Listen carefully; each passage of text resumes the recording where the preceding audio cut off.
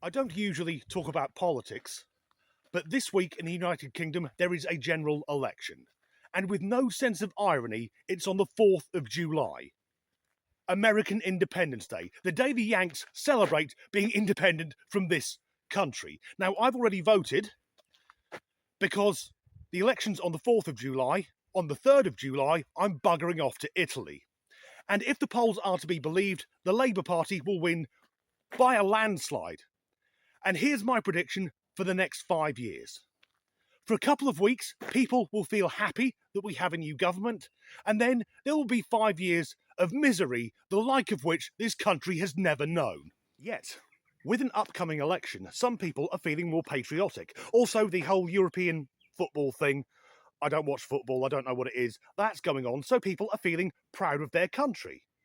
Yet, if you're English and live in England, and have an England flag outside of your house, then unemployed people with poor personal hygiene will assume you're some far-right nutjob, a full-on neo-Nazi. If you walk down the street carrying an England flag, then our wonderful two-tier police force will arrive with the horses and the tear gas. Yet any other flag is absolutely fine. Today's the 1st of July, so Pride Month has just finished, and throughout June, there's rainbow flags on fucking everything. At some of the pro-Palestine marches, people have been spotted carrying the flag of ISIS, a known terrorist organisation, yet the police stand idly by. And this weekend just gone was Glastonbury, the music festival for the middle-class twerp, and at that, people were flying the Palestine flag.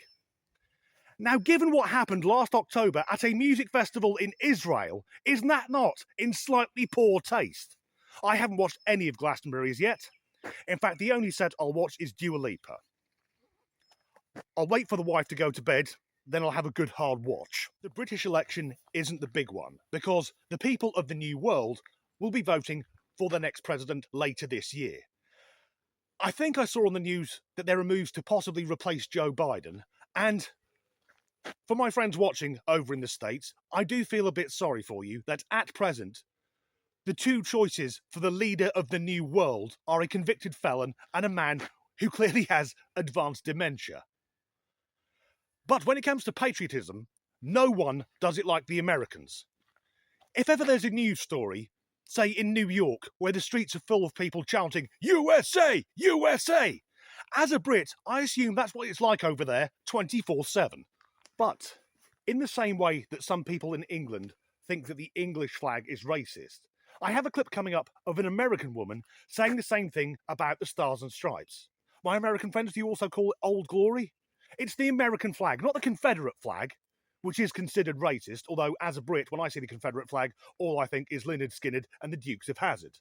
But no, flying the Stars and Stripes is problematic. Once I see an American flag, you don't gotta worry about me, baby.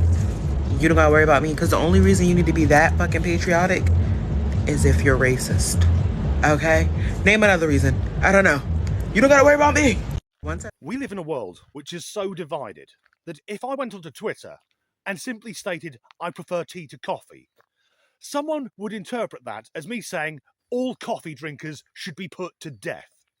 Or if someone realises that I'm English, they'd make the assumption that because tea is grown in India, I'm harking back to the glory days of the British Empire. And saying that anyone who flies the American flag is racist, first of all, we know what the subtext is. It's any white person flying the American flag, because anti-white racism is extremely popular at the moment. Yet, isn't that working under a lot of assumptions? That's one tiny aspect of a person's entire life. To me, it's no different to judging someone's personality based on the colour of their skin.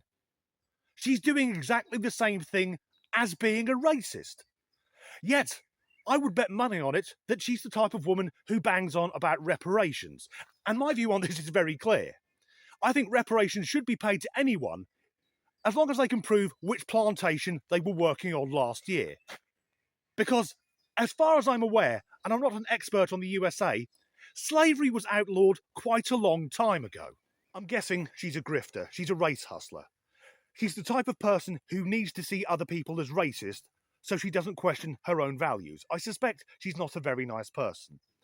Yet, as we'll see, it's not just the Stars and Stripes, which is a problematic flag. Okay, here's what it's fucking come to. If I pull up to your house to make a delivery and you have like a fucking like Blue Lives Matter flag, any of that stupid fucking like Let's Go Brandon shit, like signs about like shooting trespassers, like even like one too many American flags, like your shit is getting left at the end of the driveway. Like, I don't fucking care if it's ice cream.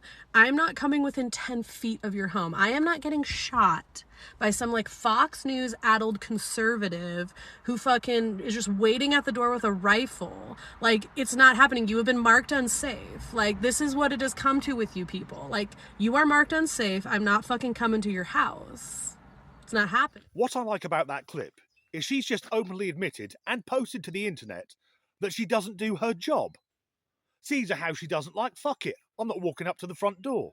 And, let's be honest, she's not going to get shot. She's white. That's a cheap joke, I know, but I used it. And who's more of a danger? Someone getting involved with the whole fuck Joe Biden thing, let's go Brandon, who may or may not own a firearm. Or that thing we've just seen with the septum piercing and the manic stare. Now, personally, until very recently, when this strange two-tier policing started in the UK, I've been a huge supporter of the boys in blue. My apologies. Not just the boys in blue, but also the girls in blue and the non-binary they-thems in blue. Two of my uncles are ex-coppers, and in my experience, generally speaking, if you don't break the law, then the old bill tend to leave you alone. They're busy as it is, dealing with the scum of the earth day in, day out, or knocking on doors to inform a woman that her husband has just accidentally flown his hang glider into a pylon. And I know the American police have a reputation for being somewhat trigger-happy, but so do American criminals. But I'm British, what do I know? I've only been to the USA twice. I've been to California, and of course I've been to Florida. And an American friend of mine asked me why is it all the Brits go to Florida. It's very simple. There's Disney World, Epcot, SeaWorld, Universal, and NASA. Us Brits break down that entire country to rockets and theme parks. And so far, America is the only country to land a man on the moon. Albeit that when the Apollo program was running, it was mostly run by former Nazi rocket scientists. In the USA, I think my friends over there, you call it standard measurement. In the UK, we call it imperial, measuring in feet and inches. That's normal in the USA, but NASA is metric because of all the Germans. In the same area is Disney World, and Disneyland and Disney World are probably the two most famous theme parks in the entire world. What I do know is they're fucking expensive. Anyway, as a straight man living in the Western world, I have a favourite Disney princess, because we all do. It doesn't matter if your favourite is a cartoon. There's that one Disney princess that all straight men have a desire to shag. Now, my favourite is Ariel, a pretty little redhead with the advantage that she's a woman who can't speak.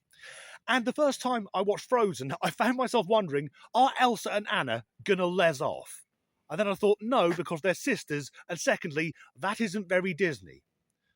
But what if you're a fan of Aladdin, and your favourite princess is Princess Jasmine? Day 2 of our Disneyland trip. Today I'm bounding as Jasmine. So I have my sequins loungefly bag, my favorite. My little Mickey ears I made myself. I have my earrings, my little genie lamp. I have a dress that I thrifted, and then my blue shoes to match my dress. That's ruined your childhood. I'm fairly certain that Jasmine didn't have a beard. Although, I guess if Disney make it again, because that's all Disney does now, live-action remakes, and I know they've already done it, but the latest version has got Will Smith in it, so they probably need to shelve that. I guess in a new remake, Jasmine could have a beard. She probably would be a trans woman. And of course, cross-dressing has gone on for years, but it used to be done behind closed doors, shrouded in the shame it so richly deserves. Why is that man going to Disneyland to traumatise children? That being said, I guess it makes sense to go to Disneyland, where he can fit in with all the other make-believe creatures. And he can rub that lamp as hard as he likes. The genie isn't coming out. And if he does, sadly, I guess the genie would say, sorry, you can't have your true wish. You'll never be a real woman. Just in case you thought there was only one of them. My Okay guys, we're on our way to the second night of Pride Night, and I had to show y'all this custom dress I had made from Pops of Whimsy, who is from Texas. I actually thrifted this fabric. It is vintage Muppets sheets that were perfect, and she turned it into a dress for me, and it's so cute. I did put this little petticoat on there, and then I have, of course, my blinged out mariachi ears that my brother makes, the Lemon by Anthony, and then I have my Kermit Muppets Loungefly with the rainbow on top. And yeah, I'm super excited for night 2. We are on our way, and yeah, I just wanted to show y'all this dress because I think it is so amazing and one of a kind, so I'm obsessed. I must admit, when I saw that clip, the first thought I had was that bloke looks a bloody Muppet. At Disney, employees have to cover up their tattoos. Why are those things allowed to wander around freely?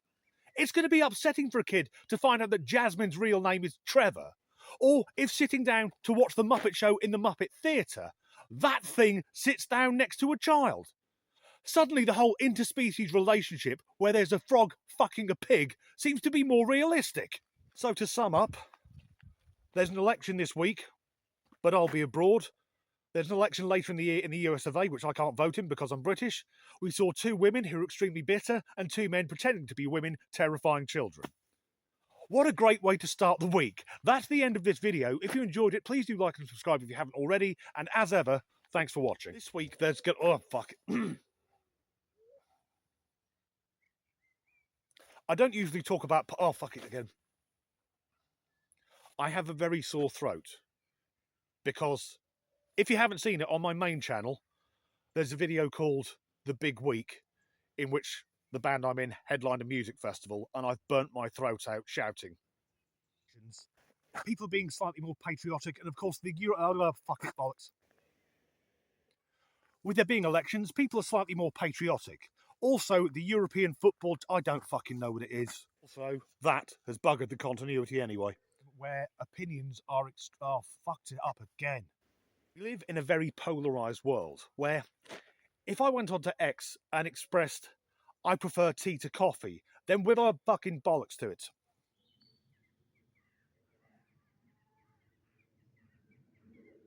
No, I forgot. You call it standard measurement. Here in the UK we call it imperial.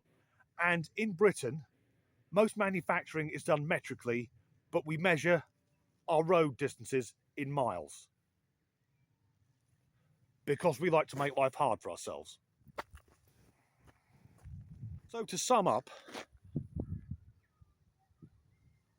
oh, that was good. There's an election happening here this week when I'll be abroad. There's an election happening in the US of... Oh, fuck that, that was all.